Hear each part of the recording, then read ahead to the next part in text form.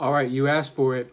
This video is going to be how to get from straight D's or E's or C's to straight A's in 5 or 6 or 7 minutes or less. I know you guys don't like long YouTube videos, so I have to be concise.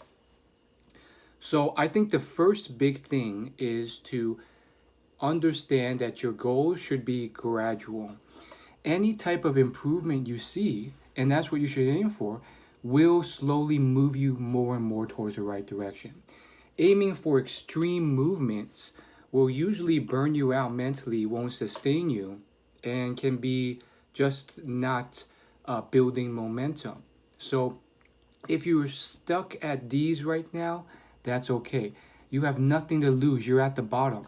So even small, simple, easy things that you do to put in the work will see gains. It's kind of like you're at the gym and you've never worked out before. Well, beginner gains is a real thing. You know, you're working out just as hard as people who've been working out for years, but you're seeing more gains because you're a beginner. Similarly, you're going to see that as you move to C's and B's and so forth. So, first step is to set those gradual goals. Your first goal should just be one letter grade above.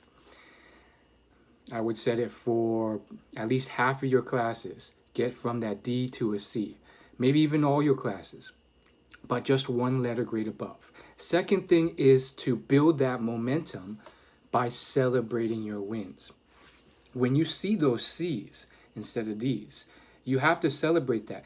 It's oftentimes about emotional positivity. You need to build that momentum of, wow, I'm seeing those progress.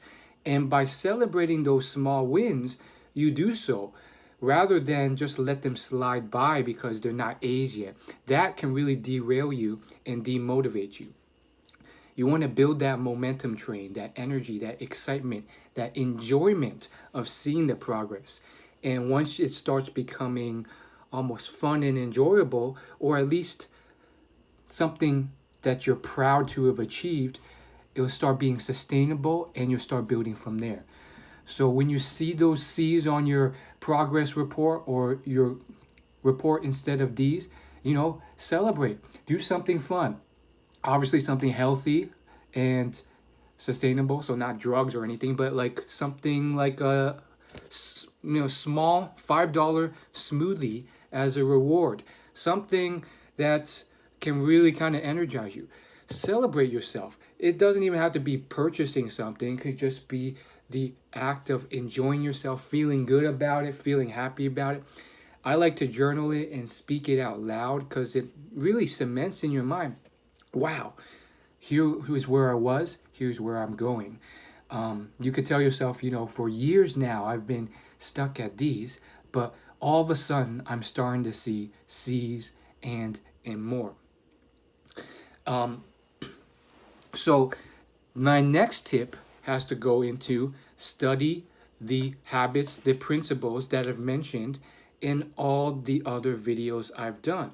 I've done at least a dozen videos helping students out on my YouTube channel. And the most watched one, if you scroll down to the comments, there's a lot of people saying how they went from D's or C's to A's and B's, sometimes straight A's. Tons of comments. Some of them I pinned. Actually, I think you can only pin one YouTube comment at a time. I'm not sure about that. Let me know if you could pin more than two. But you can see the evidence. So if you haven't watched those, there's more tips and tricks, and those are fundamental things. Once you start to get to C's and B's, that's when you can really start to get serious about implementing those. I mean, you should always do so, but you don't want to be overwhelmed by tips. Just a few tips for now, and slowly, gradually add to it over time. Now, once you get to straight C's, now you're on a roll. Then you can start to aim for B's. And as you move up a letter grade, it gets a little bit harder. There's that law of increasing, diminishing returns where things get harder despite putting in more effort. So set your expectations accordingly. Maybe this time don't aim for straight B's all across the board from straight C's. That's too big a jump. Maybe it's just in 2 classes, maybe 3, or maybe just 1 for now. I want to see that jump from C to B. I would choose the one that is most easiest for you to make that jump. From experience, it is more frustrating if you choose the hardest class, because you sometimes put in 3 times as much effort and you're not seeing the results.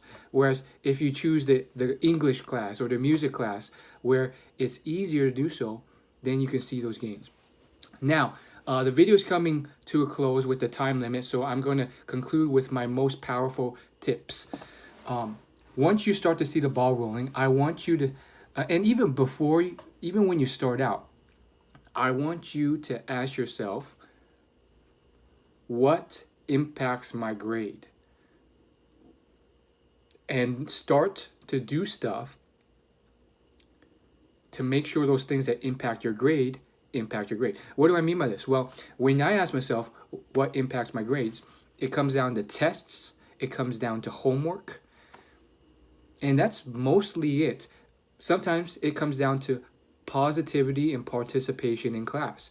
There's some easy low-hanging fruit that you can get from some of those categories that will impact your grades. So when you know those buckets, then you can start working on the low-hanging fruit.